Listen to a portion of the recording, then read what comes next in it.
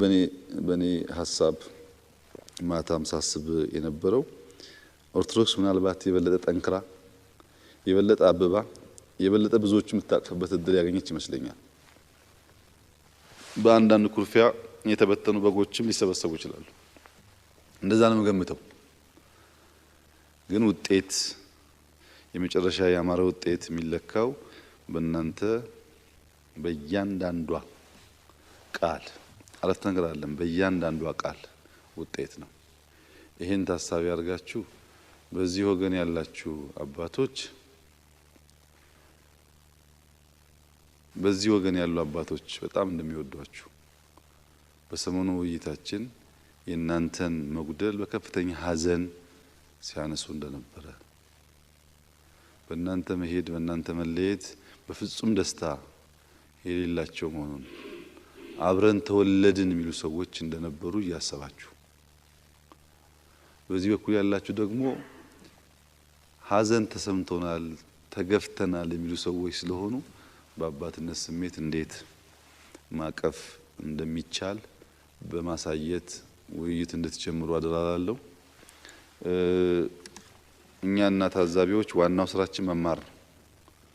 እድሜ ልካቸውን ወንጌል እየሰበኩ ራሳችን ሞተናል የሰማያዊውን መንግስት ለመውረስ እንጂ በምድር ምንም ተስፋ የምናደርገው ነገር የለም ያሉ ሰዎች እንዴት ችግር እንደሚፈቱ ዛሬ እንማርና እኛ ደግሞ መነዝረዋለን። ነገር ትግራይ ጋር አልተቋጨም ገና ብዙ ጉዳይ አለን እና አስተምሩን እንደ አባት አስተምሩን።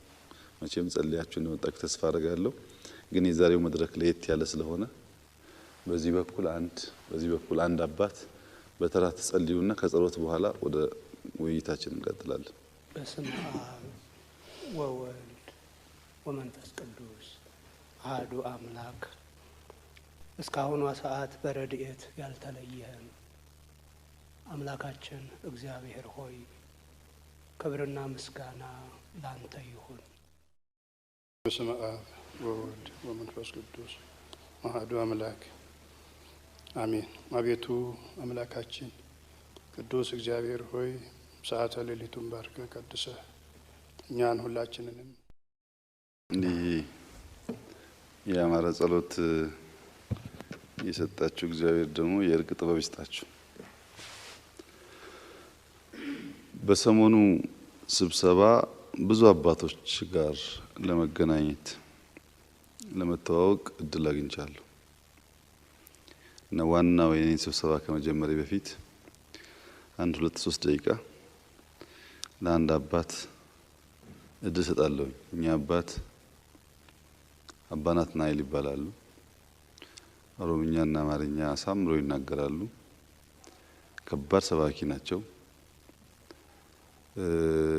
ፍቅርም ያውቃሉ። ሲጣሉም ደግሞ እስከ መጨረሻው ይጣላሉ።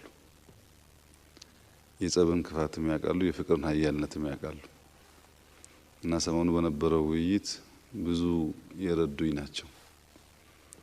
ሲከፋቸውና ሲያዝኑ እስከ ጥግ ይናገራሉ። መለስ ደግሞ ሲሉ ይቅርታንም ያውቃሉ፣ መሰብሰብ ያውቃሉ እና አንድ 5 ደቂቃ ስለ ጸብ ከዚያ ደግሞ ስለ ይቅርታ ስለሳቸውም የልብ ገርነት የሚያሳይ ንግግር ካደረጉልን በኋላ ወደ ስብሰባችን እንገባለን። አባ ናትናኤል የሰሞኑን የሚጣፍጠውን ቋንቋ ዛሬ መስማት እፈልጋለሁ። ክቡር ጠቅላይ ሚኒስትር፣ ክቡራን ሚኒስትሮች ስለተፈቀደልኝ አመሰግናለሁ። አባቶችም እንደምን አደራችሁ።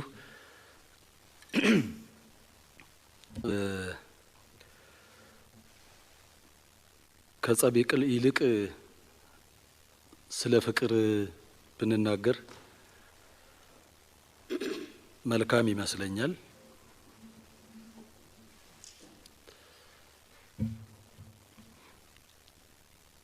የምናመልከው አምላክ የፍቅር አምላክ ነው፣ የሰላም አምላክ ነው። የሚያስተዳድረን የሚገዛን በፍቅር ነው፣ በሰላም ነው። አምባገነን ገዢም አይደለም። ሙሉ ነጻነት ሰጥቶን ያንን ነጻነታችንን አክብሮ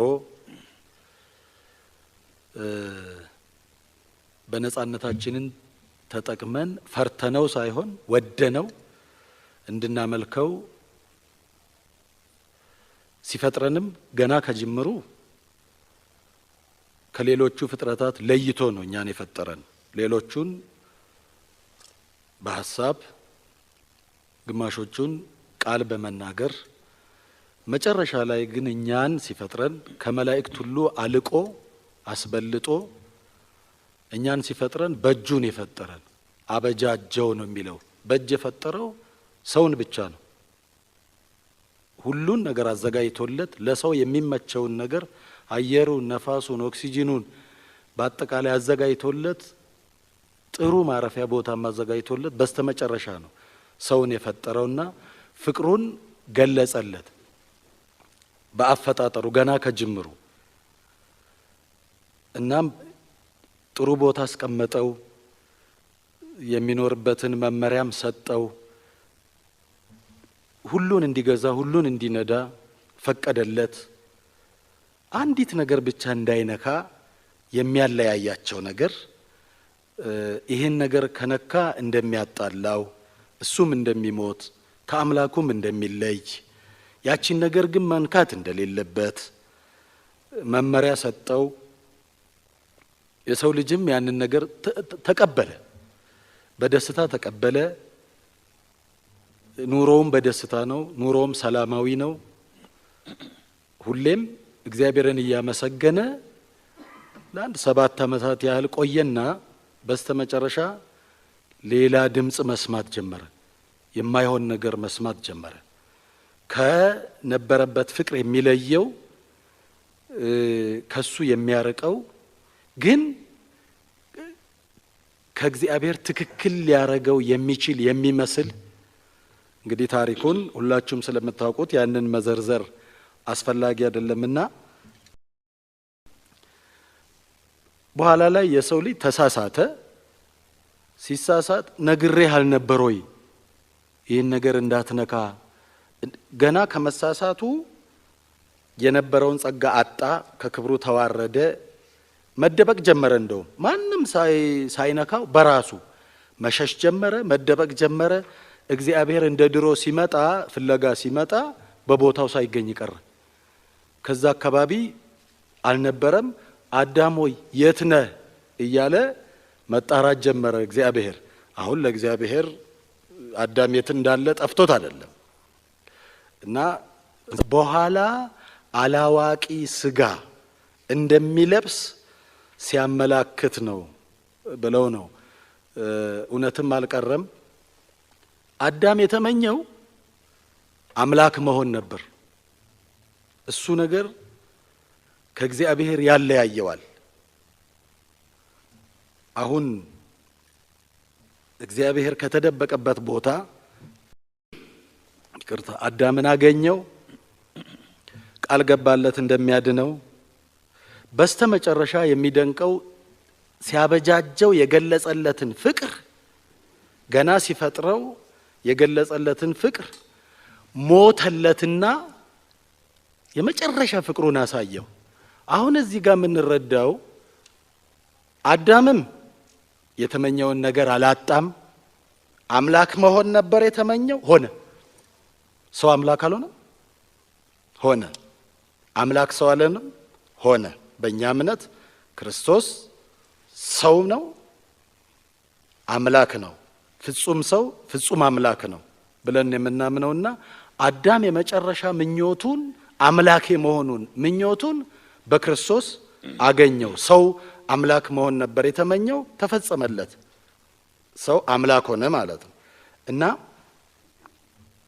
ፍቅሩን የገለጸው ራሱን በመሰዋት በመሞት ሕይወቱን አሳልፎ በመስጠት ስለ ሰው ማለት ነው። እና የምናመልከው አምላክ ይህንን አምላክ ነው።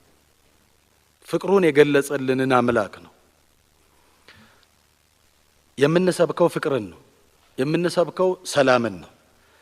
እንደ ሰው ልንሳሳት እንችላለን፣ ልናጠፋ እንችላለን። ጻድቅ 7 ጊዜ ወድቆ 7 ጊዜ ይነሳል ይባላል። መውደቅ እኮ ጥፋት በአንድ በኩል እኮ አዳምን እኮ አንወቅሰውም፣ በማጥፋቱ ብቻ አንወቅሰውም። አምላክ ለመሆን እድሉን እንድናገኝ አድርጓል። በአንድ በኩል እኮ ክርስቶስ አምላክ በመሆኑ ማለት ነው አምላክን ወደ ምድር እንዲመጣ ከኛ እንዲቀላቀል እንዲዛመደን ወዳጃችን እንዲሆን ዘመዳችን እንዲሆን አባታችን እንዲሆን አድርጎናልና የምናመልከው የፍቅር አምላክ ነው፣ የሰላም አምላክ ነው። አባቶቻችንን ወንድሞቻችንን እንወዳቸዋለን፣ እናከብራቸዋለን። ሁለቱ ከኛ ቀደም ብለው ከሶስታችንም ቀደም ብለው የተሾሙ አባቶች ናቸው፣ አባቶቻችን ናቸው። እንደ አባትነት እንደ ታላላቆቻችን ስናከብራቸው ዝቅ ብለን ቅድሚያ ለነሱ ስንሰጥ የነበሩ አባቶች ናቸው። አንዱ አብረን ነው ከኛው ጋር የተሾምነው ማለት ነው። እና አሁንም እኔ እንዳላረዝም ደቂቃ እንዳልወስድ ሰላምን እንወዳለን፣ እንፈልጋለን። ቤተክርስቲያናችን እንድትታወክ አንፈልግም። ሀገር እንዲታወክ አንፈልግም። ሰላም እንዲናጋ አንፈልግም። ፍቅር እንፈልጋለን። ያንን ፍቅር ደግሞ የጠፋውን ፍቅር መመለስ የምንችለውም እኛው ነን። የደፈረሰውን ሰላም ማስተካከል የምንችለውን እኛው ነን። ወደ ንግግራችን ውስጥ ስንገባ የምናመጣቸው ነገሮች የተሻሉ ሊሆን እግዚአብሔር ይስጥልኝ። በጣም ጥሩ መልእክት ነው። ሰሞኑን ግን የነገሩኝ እና በጣም ደስ ያለኝን ነገር እኔ ጨምሬበት ወደ ስብሰባችን እንገባለን። አባ ናትናኤል ሰሞኑን ይህን እርቅና ሰላም ለሁለት ምክንያት በጣም አብዝቼ እፈልገዋለሁ አሉ።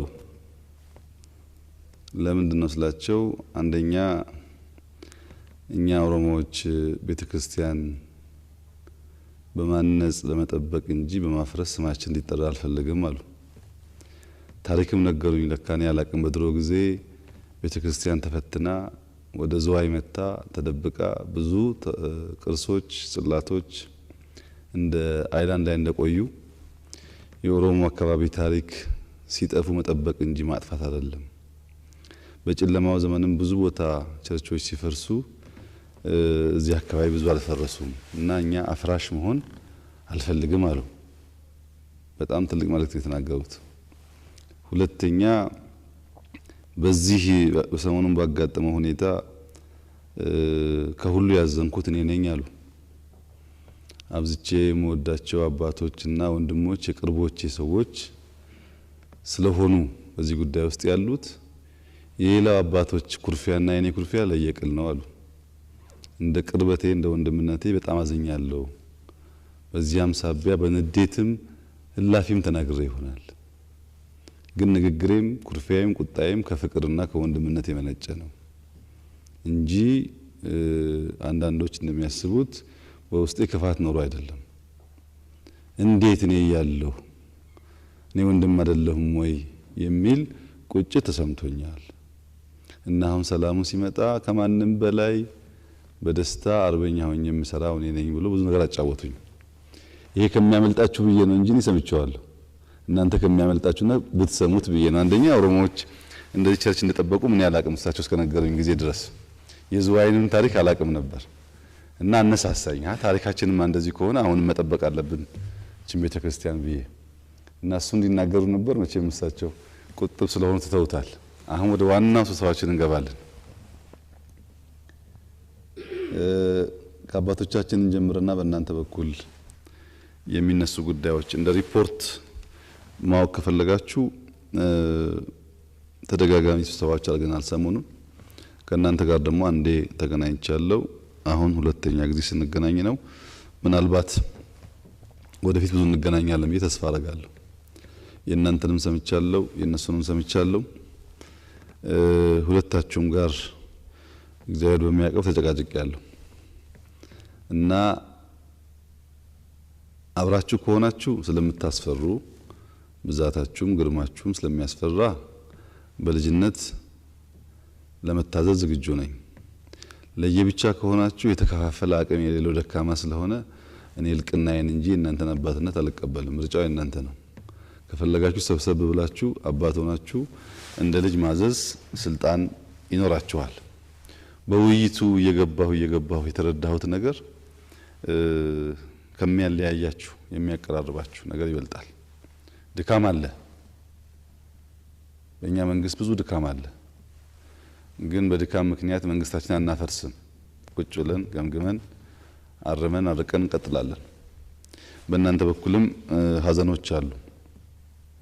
እነዚህን በጥሩ ቋንቋ በአባትነት ቋንቋ ጉዳዮቻቸውን አንስታችሁ የነሱንም መልስ ሰምተን እኛም እንደምናስብ የኛንም ሀሳብ አጋርተን በጣም ጥሩ ውይይት፣ አስተማሪ ውይይት ምናልባት ሌሎች የተበተኑ ብዙዎች የሚማሩበት እድል ሊሆን ይችላል።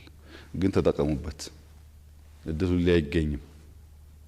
ዛሬ በምትኖራችሁ እያንዳንዷ ደቂቃ የኢትዮጵያን ሕዝብ ለማስተማር የሰላምን ኃያልነት ለማሳየት የመጨረሻው ዘመን ላይ መቆማችሁን በሚያረጋግጥና ሰው ወደ ቀልቡ ወደ ልቡ እንዲመለስ በሚያደርግ መንገድ አሉ የሚባሉ ችግሮች ለዛሬ ሳይሆን ለነገም ለልጆቻችን እንዳይተርፉ በሚያስችል አኳኋን ውይይታችን ሰላማዊ ፍቅር የሞላበት እና ወደ አንድነት የሚያመጣ እንደሚሆን ተስፋ እያደረኩ መድረኩን ለእናንተ ሰጣለሁ። በእናንተ በኩል እነሱ ጉዳዮች ካሉ እንሰማለን። በእግዚአብሔር ስም አመሰግናለሁ። ክቡር ጠቅላይ ሚኒስትር፣ ክቡራን ሚኒስትሮች፣ ብፁዓን ሊቃነ ጳጳሳት፣ የሀገር ሽማግሌዎች ስለተፈቀደልኝ በድጋሚ አመሰግናለሁ። እንግዲህ የቤተ ክርስቲያን ወይም መጽሐፍ ቅዱስ እንደሚነግረን ምክር ሰናይት ለኩሉ ዘይገብራ፣ መወያየት መነጋገር መልካም ነው። ለኩሉ ዘይገብራ ተወያይተው ተነጋግረው ወደ ስራ ተርጉመው መቀረፍ ያለበትን ቀርፈው መስተካከል ያለበትን ነገር አስተካክለው ተደማምጠው ተግባራዊ ካደረጉ መወያየቱ ጥሩ ነው የሚል የእግዚአብሔር ቃል አለ። ስለዚህ ክቡርነቱ በዚህ ቦታ ላይ ተሰብስበን እንድንወያይ እንድንነጋገር ባሉት ችግሮቻችን ላይ ውይይት እንድናደርግ ስለፈቀዱልን እያመሰገንኩኝ፣ እንግዲህ ችግሮች እኛ በቤተ ክርስቲያን ውስጥ በአገልግሎት ላይ ችግር አለ ብለን የበኩላችንን አስተዋጽኦ ለማበርከት የሚገባውን ብዬ አምናለሁ። እንግዲህ ይሄ ውግዘቱ ብነሳና ወደ ችግሮቻችን ወደ ውስጥ ገብተን መነጋገር ብንችል ጥሩ ይሆናል ያስባለሁ። አንድ ይሄ ነው፣ አንድ ነጥብ። ሁለተኛው ወደ ውይይቱ ውስጥ ከገባን ነው የሚሆነው ያኛው ህዝቡ የሚፈልገው ሲፈልግ የኖረ ሲጠይቅ የኖረው አሁን እኛ ባደረግነው ጥረት ጥያቄው ተመልሷል። ያ የተመለሰውን ጥያቄ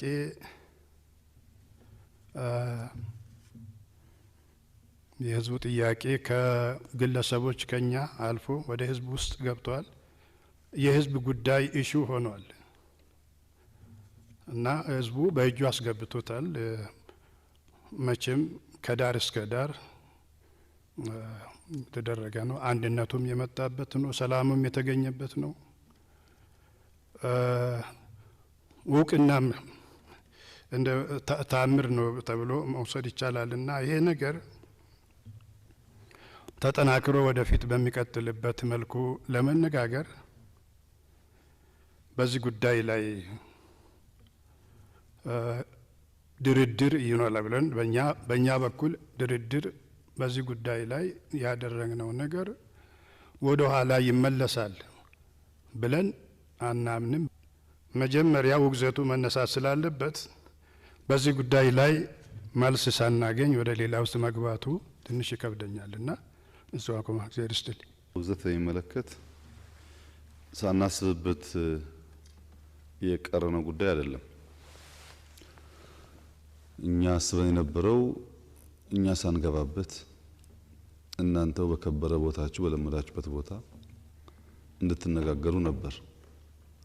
ያን ለማድረግ ግን የውግዘቱ ጉዳይ በመሃል ያለው ቅራኔ ካልተፈታ ያስቸግራል ሲባል ነው እዚህ የመጣችሁት።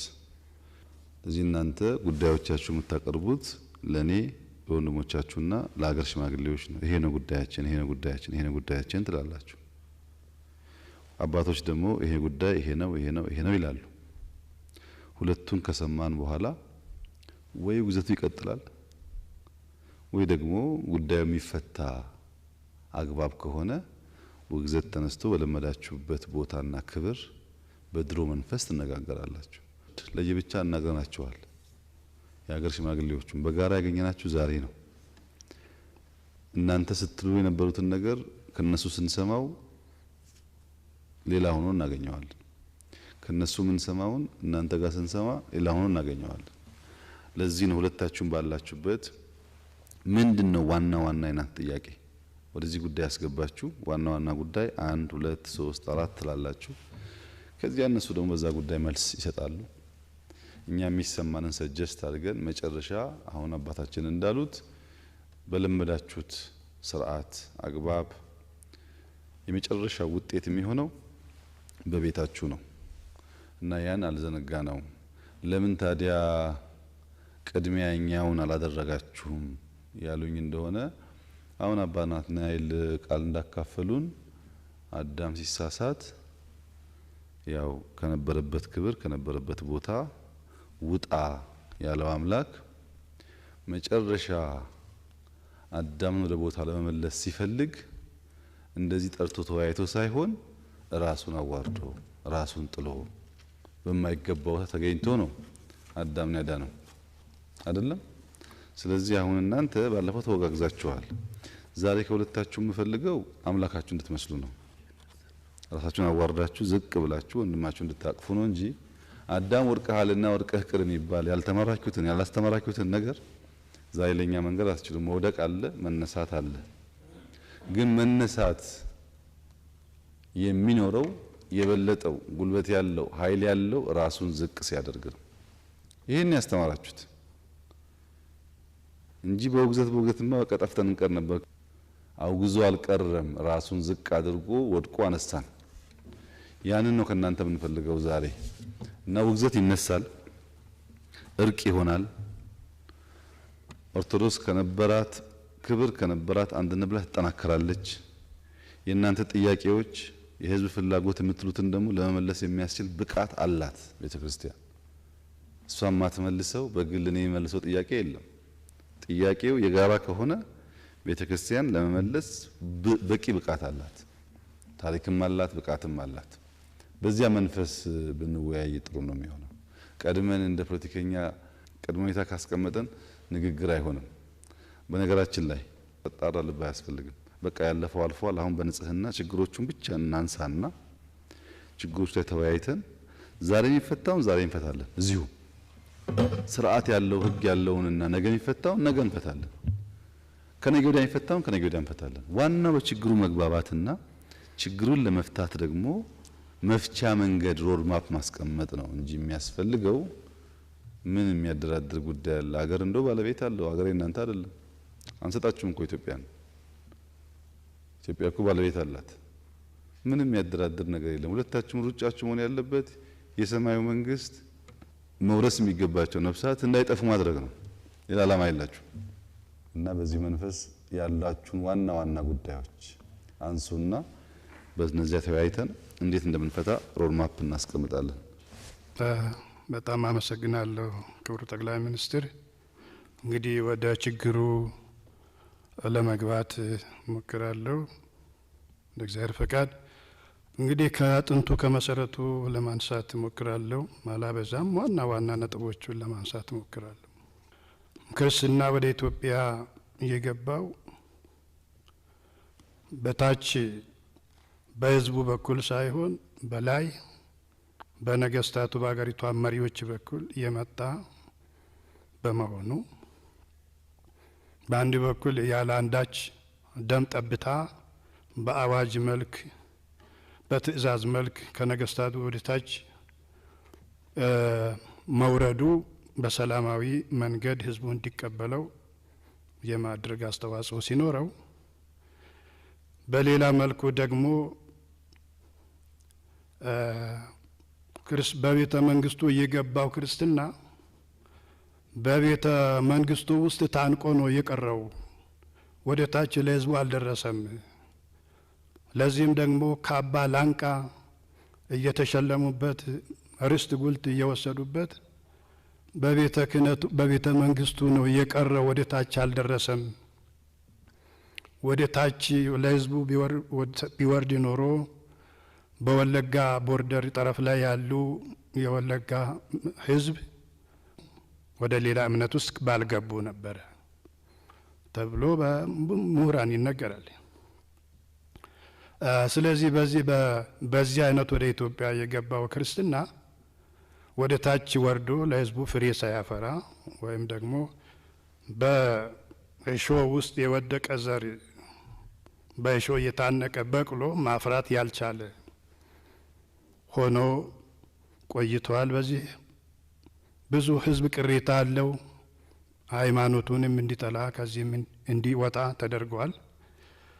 ሃይማኖቱንም የሚመሩ የሚያስተዳድሩ ከአንድ ወገን ብቻ ከአንድ አቅጣጫ ያሉ ሰዎች ብቻ ሆነው ቆይቷል። ለብዙ ዓመታት የቆየ ጉዳይ ነው። ይሄ የኢትዮጵያ ህዝብ ያወቀው ፀሐይ የሞቀው ጉዳይ ነው።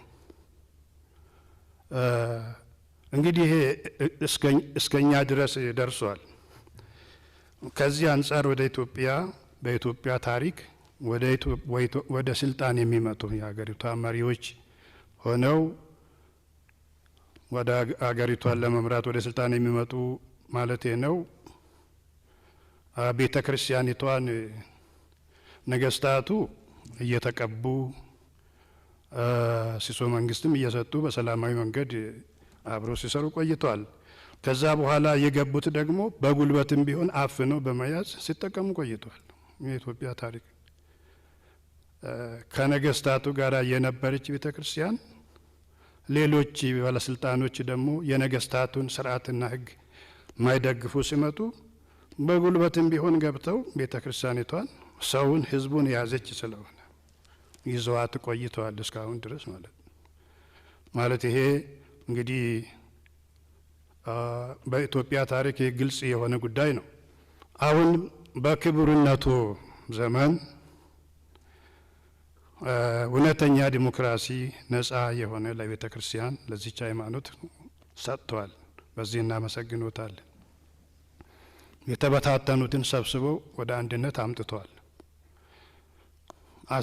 የተጣሉትን አስታርቋል። ቤተ ክርስቲያኒቷ አደጋ ላይ ወድቃ ነበር። ያንን መልሶ ወደ አንድ ላይ በማምጣት አዋሂደዋል። በዚህ በእውነቱ ቤተ ክርስቲያን ታመሰግናለች፣ የኢትዮጵያ ህዝብም ያመሰግኖታል። ነገር ግን ምንድን ነው የሆነው? ሚዛናዊ የሆነ አሰራር በቤተ ክርስቲያን ውስጥ የለም። ሚዛናዊ የሆነ አሰራር የለም።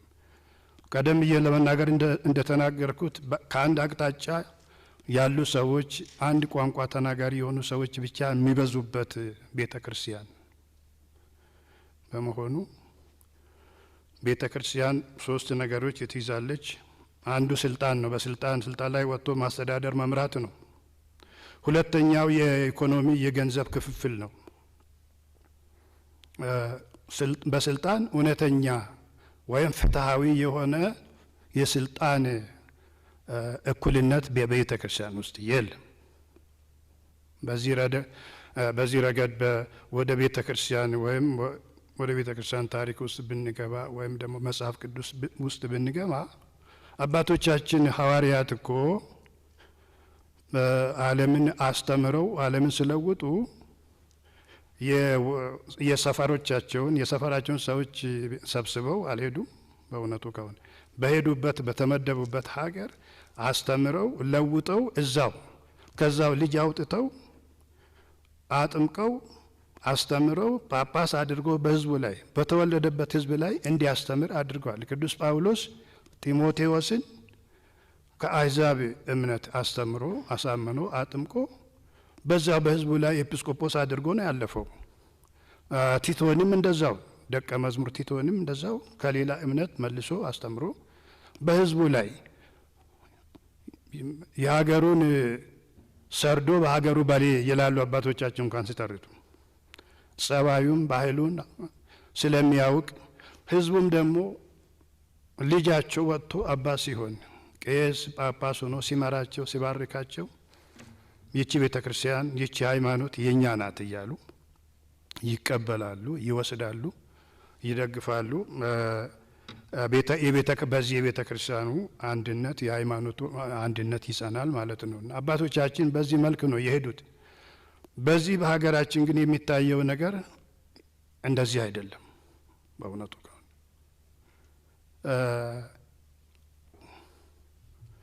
ለምንድን ነው አባትነቱ ከሆነ ከህዝብ ጋር ተዋህዶ የዚህ ህዝብ ልጅ እንዲወጣ ዲያቆን፣ ቄስ፣ ጳጳስ እንዲሆን የማይፈልግበት ምክንያት ምንድን ነው?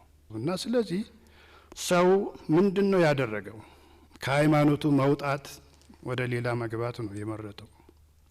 እንግዲህ ቤተ ክርስቲያን አንዲት ትባላለች። አንዲት ቤተ ክርስቲያን፣ አንዲት ሃይማኖት፣ አንድ ሲኖዶስ፣ አንድ መንበር እየተባለ ይነገራል። መነገሩ አይከፋም፣ ጥሩ ነው። በተግባር ግን ካልዋለ ምንም ዋጋ የለውም። ቅድም እንደተናገርኩት ነው።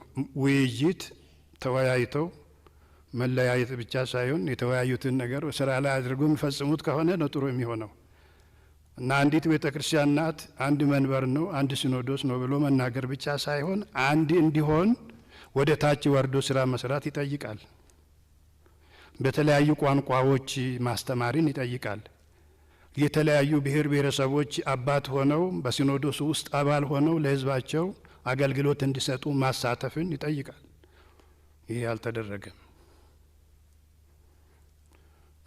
አንዲት በሌላ መልኩ አንዲት ቤተ ክርስቲያን ነች እየተባለ በአንድ አቅጣጫ ያለችው ቤተ ክርስቲያን በጥሩ አስተዳደር ትመራለች። ምሳሌ ማንሳት ይቻላል። አንዳንድ ብፁዓን አባቶቻችን ቀደም ያሉ በእውነቱ የሸመገሉ ያረጁ ሲደክማቸው እኛ መንቀሳቀስ አልቻልንም፣ እንደ ልባችን ተንቀሳቀስን ህዝቡን ማስተማር ስላልቻል ረዳት ያስፈልገናል ብለው ለቅዱስ ሲኖዶስ ከህዝቡ የወጣውን ህዝቡ የሚያውቀውን አካባቢን የሚያውቀውን እያወጡ እያሾሙ አሲስታንት ወይም ረዳት ጳጳስ እያደረጉ የሚኖሩ አሉ። በአንድ አቅጣጫ ነው። በሌላ በዚህ በኦሮሚያና በብሔር ብሔረሰቦች አካባቢ ደግሞ ያለው አንዱ ሊቀ ጳጳስ አምስቱን አገር ይይዛል። አምስት አገረ ስብከት ይይዛል፣ ይመራል፣ ያስተዳድራል። እንዲህ አይነት አሰራር ስሙ ቤተ ክርስቲያን አንዲት ናት ነው የሚባለው። አንድ መንበር፣ አንድ ሲኖዶስ ነው የሚባለው ስሙ ነው። ግብሩ ግን የተለየ ነው ስራው። ስለዚህ እንደዚህ ያሉ አሰራሮች እየበዙ ሲሄዱ ህዝቡ ጥያቄ ያነሳል። በተለይ አሁን ያለው ዲሞክራሲ በኢትዮጵያ ውስጥ የታየበት ዘመን በመሆኑ ጥያቄ ይጠይቃል። ሰው በቋንቋ መገልገል ይፈልጋል። በነጻነት ከኛ ውስጥ ቄሶች፣ ጳጳሳት ለምን አይወጡም ብሎ ይጠይቃል። አካባቢያችን ያሉት የልማት ስራዎች ለምን ገንዘቡ ኢኮኖሚው ወደ ሌላ ለምን ይሄዳል? እኛ የራሳችን ለምሳሌ ቅዱስ ቁልቢ ገብርኤል አሁን ከፍተኛ ገቢ ያለበት ደብር ነው እና አካባቢው ግን አልለማም። በብፁዕ ቅዱስ አቡነ ጳውሎስ ጊዜ ሀይ ስኩል ተሰርቷል። በእውነቱ ነፍሳቸውን ይማርና ለአካባቢው ህዝብ ሀይ ስኩል ተሰርቷል እናስታውሳለሁ። ከዛ ውጪ ህዝቡ አይጠቀምበትም። ወደ ቤተ ክህነቱ ነው የሚመጣው። በዛ ቦታ ላይ የሚቀመጡትም ደግሞ ገንዘቡን ሰብስበው ወደ ላይ ማቀበል የሚችሉ ናቸው እንጂ ለህዝቡ የሚሰሩ አይቀመጡም። ቁልፍ ቦታ ስለሆነ ስትራቴጂክ ቦታ ነውና እንዲህ አይነት አሰራሮች ህዝባችንን እየጎዳ ስለሆነ ብዙ ነገሮች ስላሉ እኔ ለማሳጠር ሞክራለሁ። በዚህ ምክንያት ጥያቄ እየተነሳ ነው። ጥያቄዎች ተነስተው ሲጠየቁ ቆይተዋል። ማመልከቻዎች ገብተዋል። ቅዱስ ሲኖዶስ በቅዱስ ፓትርያርኩ መርተውበታል። አጀንዳ ተደርገው በምልዓተ ጉባኤ ተይዘው መመሪያ ከተሰጠባቸው በኋላ እንደገና የት እንደገቡ እነዛ አጀንዳዎች እንዴት እንደደረሱ ሳይታወቅ ቀርተዋል። ከዛ በኋላ እየገፋ ነው ወደ ሚዲያ ነው የወጡት። መወጋገዙ መጣ። እንዲህ አይነት ጥያቄ ለመገንጠል ነው፣ በቋንቋ መገልገል። የኦሮሚያ ቤተ ክህነት ስትራክቸር መዋቅሩ ተስተካክሎ አካባቢው መልማት በሚችልበት የአካባቢ ሰዎች ማገልገል መስራት በሚችሉበት ሁኔታ ይስተካከል። ይኸውም በአንድ ፓትርያርክ በአንድ ቅዱስ ሲኖዶስ ስር ሆነን በዛ መልክ ቢደረግ ይሻላል ተብሎ የተነሳው ከኦሮሚያ የተነሳው ጥያቄ ውግዘት ተወግዘው እንደገና ተስተካክሎ ነው እንደገና እንግዲህ አባቶችም አንዱ ክፍል አወገዘ። ቀሲስ በላይ በተነሳ ጊዜ ነው ያን ጊዜ አንዱ ክፍል አወገዘ ማለት ቅዱስ ሲኖዶሱ አወገዘ ማለት ነው። የኦሮሚያ ብፁዓን አባቶች ደግሞ ማንን ያወግዛል? እንዴት እኮ ይሄ የቋንቋ ጉዳይ ነው፣ የመብት ጉዳይ ነው፣ ጥያቄ ነው። እንዴት ይሆናል ብለው ሚዲያ ላይ ወጡና ተናገሩ። ከነዛ መካከል አንድ አባት ብቻ ናቸው ያረፉት እንጂ ሌሎቹ አሉ እዚሁ ከኛ ጋራ ማለት ነው። ማውገዝ አይቻልም ተባለ። ከዛ ነገር ተጧጡፎ ወደፊት ልዩነቱን እያሰፋ ይሄዳል በሚል እንስማማለን። ቀሲስ በላይም ውጪ ሆኖ ከሚከራከር ወደ ውስጥ ይግባና ስልጣን እንስጠውና ወደ ውስጥ ገብቶ ስራውን ይስራ በሚል ሰበብ ስልጣን ተሰጠውና እዛው ገብቶ እዛው ቀረሱ። ጥያቄውም ተንጠልጥሎ ቀረ። ያው የተወሰኑ ሰዎች ያሉ በእርግጥ ቤተ ክህነት ውስጥ የገቡ አሉ አባቶች እዛ ሲታገሉ የነበሩ ተቀጥሯል በቤተ ክህነት ውስጥ። ግን ያ አላማ እንዲቀር ነው የተደረገው በእውነቱ ከሆነ። ከዚህ አንጻር ህዝቡ ጥያቄውን እያነሳ አባገዳዎች ሳይቀሩ የሀገር ሽማግሌዎች ሳይቀሩ ምክንያቱም ሪሰርች ሲደረግ ከኦሮሚያ ብቻ ከ15 ሚሊዮን ህዝብ ከኦርቶዶክስ ወጥቷል እና ይህንን ህዝብ ማዳን ያስፈልጋል በሚል እንግዲህ እኛም አማራጭ በሰላማዊ መንገድ ጥያቄ ሲጠፋ ወደዚህ እርምጃ እንገባ ያደረገን ይሄ ነው። ከኔ የተረፈውን ሌሎች ብፁዓን አባቶች ይናገራሉ። ነገሩ ብዙ ነው፣ ግን ዘርዝረን ስለማንጨርስ ነው። አመሰግናለሁ። አለመታደል ሆኖ ትጣሉና ጸባችሁን ቤተ መንግስት ታመጣላችሁ። እኛ የተጣላን አባቶች ጋር ሄደን እንታረቅ በምንልበት ዘመን እናንተ ደግሞ እየተጨቃጨቃችሁ የወንጀሎቹ ሁሉ ባለቤት ታደርጋላችሁ። በማናቀው እንዴት እንደጀመራችሁት ለምን እንደተቀያየማችሁ ሳናቅ ኢትዮጵያ ውስጥ አሁን ያለው ሁኔታ የሚያመላክተው ይሄን ብዙ ጣጣ ስላለብን እናንተ እኛን ማገዝ ነበረባችሁ። ግን ይኸው እንደምታዩት በእናንተ ብቻ ሳይሆን በሁሉም ሃይማኖቶች እየገባን መሸምገል ማነጋገር ግድ ሆኗል። ተመልከቱ። ማን ነው ከእናንተ ውስጥ በቃኝ ገዳም ልግባ ብሎ ይተጣላ ያለው? ሲሆን ጳጳሳት መጨቃጨቅ ያለባቸው በቃኝ ገዳም ልግባ ነው። በአሁን ዘመን እኮ ገዳም ልግባ የሚል ጸብ የለም። ገንዘብ ነው፣ ስልጣን ነው። ሁለተኛው ኦርቶዶክስ 6 ፓትርያርኮች ሾማለች። ቢያንስ ባለፉት 40-50 ዓመታት የእናንተ ታሪክና ቁንጮ የሚያሳየው በአንድ ብሔር መያዙን አይደለም። እንደዛ ያሳይም ታሪኩ። ጳጳሳትን በሚመለከት በርከት ያሉ በአሜሪካን ሀገር የተሾሙ ጳጳሳት በእርቁ ምክንያት ሲመጡ ከአንድ አካባቢ በሚመስል መንገድ አዛብተውታል። ያንን ካመጣው በኋላ በዘላቂነት ደግሞ እንዴት ይፈታ ብዬ አላመላከትኩም። አሁን ግን አባቶች ጋር ተወያይተናል። ከኔ በላይ ኮንሰርን አላቸው፣ እንዲፈታም ይፈልጋሉ። ይሄ ኢንሲደንት ነው፣ ታሪክ አይደለም። በኦርቶዶክስ ታሪክ ውስጥ በአዲስ አበባ ከተማ ውስጥ ሐውልት ያላቸው አንድ አባት ብቻ ናቸው። ለዚህ እምነት ለዚች ሀገር ሰማዕት የሆኑት አባት ከምንለው አካባቢ ወጡ አይደሉም። ግን ኦሮሞ በቋንቋው መናገር ራሱን ማስተዳደር የሚባሉ መብቶች ሳይመጡ ኦርቶዶክስ ሰማዕት ናቸው እኛ አባት ሐውልት ይቀመጥላቸው ብላ የሁላችንም ፒያሳ ስንሄድ ስናልፍ ስናገድም እናያለን። እና ባላንስ እንጠብቅ። ችግር አለ ይታረማል። ግን ችግሩን ጠቅለን አንድ ቦታ ነው ብለን ካስቀመጥን አንደኛ ታሪክ እናዛባለን፣ ሁለተኛ ለምን እንደተፈጠረ ከመሰረቱ ከስሩ ካላየን መፍትሄውን ለማምጣት እንቸገራለን።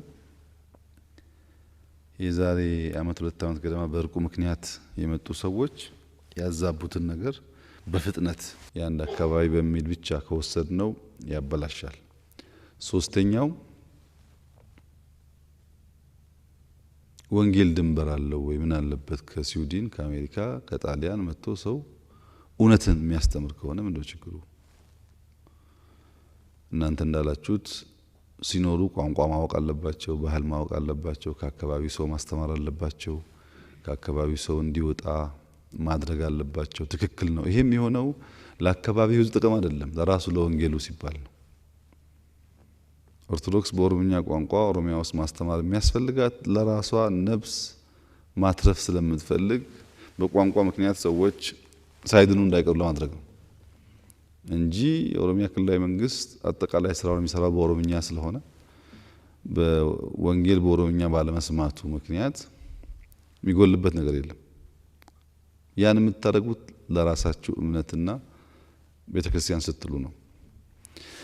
ነገር ግን ሰሞኑን በነበረን ውይይት ከነዚህ አባቶች ጋር ቀኖና ያጣላንም፣ ዶግማ ያጣላንም፣ ቃለ እግዚአብሔር ያጣላንም፣ የቤተ ክርስቲያን ታሪክ ያጣላንም።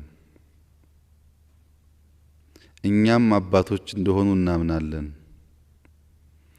ዘመናቸውን በሙሉ አገልግለዋል ቤተ ክርስቲያንን፣ እነሱም በእኛ ያምናሉ። በመሃላችን ሰይጣን ገብቶ ዋና የጸባችን ምንጭ አድሚኒስትሬሽን ነው እንጂ ወንጌል አይደለም።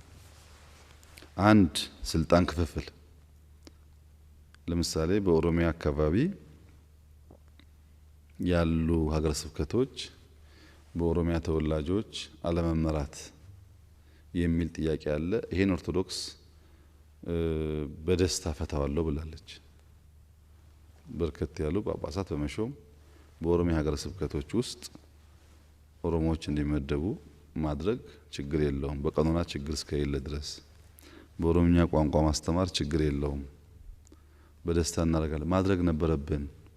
የመካከሩ አባቶች አሉ፣ የተተረጎሙ መጽሐፎች አሉ፣ አመጣውልኛል። ቅዳሴም በርካታ ዶክመንት የታተመ የጀማመሩ አባቶችም አሉ በወለጋ አካባቢ። ግን ማስፋት ነበረብን። ያ ባለመሆኑ እኛ ተጎዳን እንጂ ጥቅም አላገኘንበትም።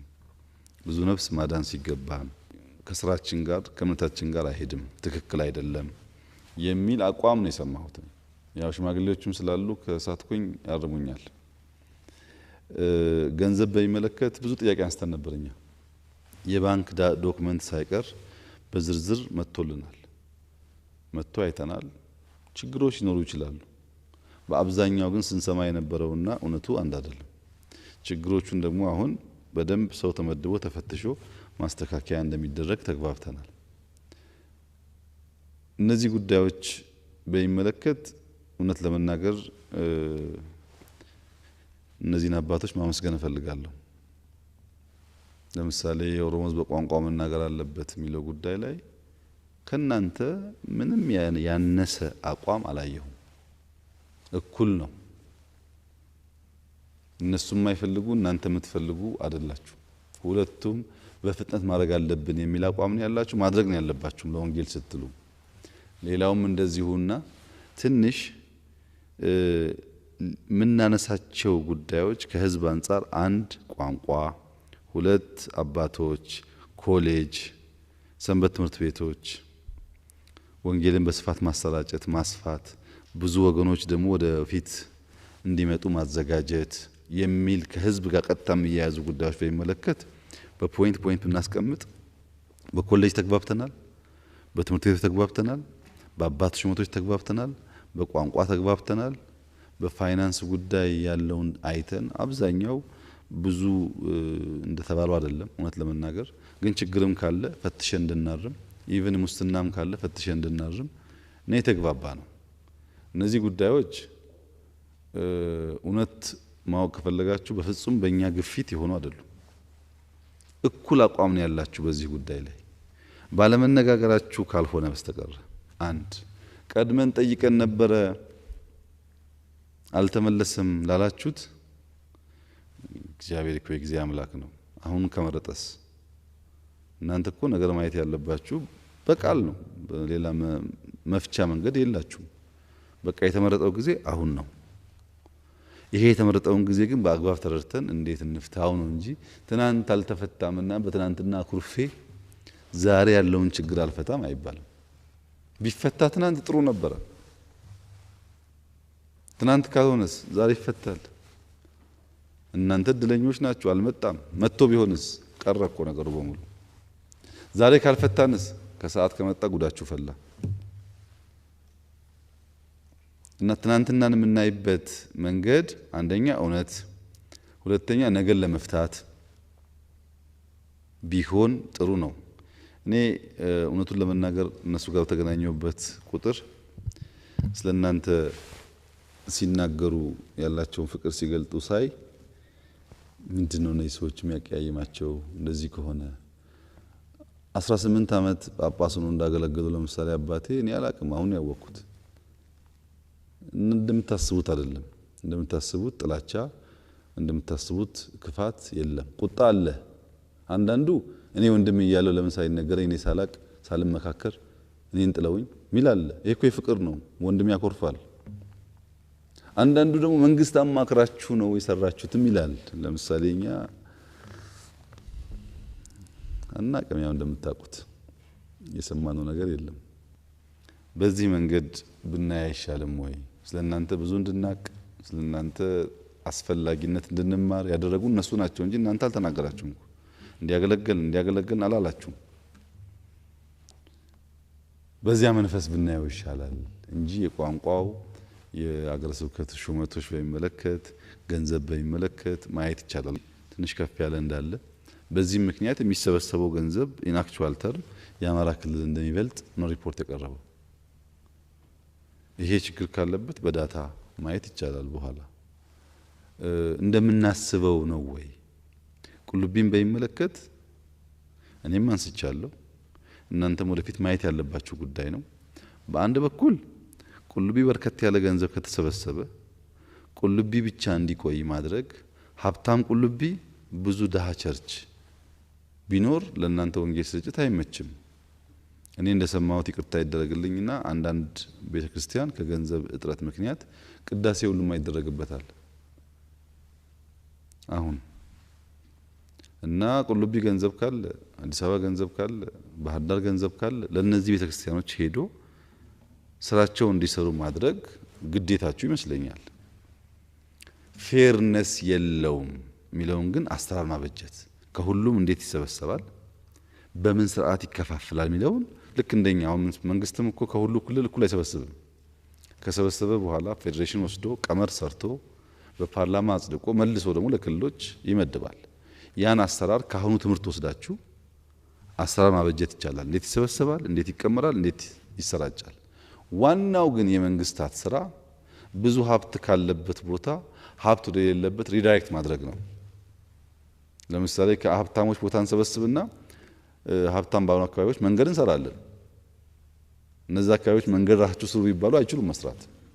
ቤተክርስቲያን እንዲሁ ይመስለኛል ሳስበው፣ ገንዘቡ ለግል ጥቅም እንዳይውል ለጥፋት እንዳይውል ሲባል ስርዓት ማበጀት አስፈላጊ ቢሆንም ገንዘብ ካለበት አከፋፍሎ ወንጌል ማሰራጨት ብዙ ጉዳት አያመጣም። ዋናው ይመስለኛል አድሚኒስትሬሽን በሚመለከት በመፈራራት በመከባበር በአባትነት ስፕሪት ህግ ሊበጅላቸው የሚገቡ ጉዳዮች የጎዳደሉ ያሉ ይመስለኛል። እነሱም ማየት ጥሩ ነው። ሰው እንዴት ይሾማል፣ ሰው እንዴት ይመደባል፣ ሰው እንዴት በስራው ይታገዛል፣ ፋይናንስ እንዴት ይሰበሰባል፣ እንዴት ይከፋፈላል የሚለውን የአሁኑን ሁኔታ ትምህርት አድርገን ባለሙያም ተጠቅመን እናስተካክለው። ነገር ግን አንስተናቸዋል እነዚህን ጉዳዮች። እውነት ለመናገር እዚህም ያልመጡ አባቶች በዚያ መንገድ ማልረዳቸው እነዚህን ጉዳዮች ሳነሳ የነበራቸው ቅናት የነበራቸውን ሁኔታ ሳይ ታዲያ ለምንድን ነው እነዚህ ሰዎች በዚህ ሁሉ የሚግባቡ ከሆነ የሚል ነው የመጣብኝ። አቡነ አብርሃም አቡነ ጴጥሮስ በተደጋጋሚ ተገናኝተናል ሰሞኑን። እውነቴን ነው ነግራችሁ በቋንቋ ጉዳይ በየሀገረ ስብከቱ ኦሮምኛ ተናጋሪ በመሾም ጉዳይ ዲፍረንስ የላቸውም። ትናንትና እንንተው ዛሬ ዲፍረንስ የላቸውም። ሁለቱም ደግሞ አታችመንት አላቸው እና ግድ የላችሁም ነገርየውን በሰከነ ጥበብ ባለበት መንገድ ማየት ይሻላል የሚል ሀሳብ ቀድሜ ላንሳ ብዬ ነው። ከዛ በጎደለው ነገር ደግሞ አባቴ ይቀጥላሉ።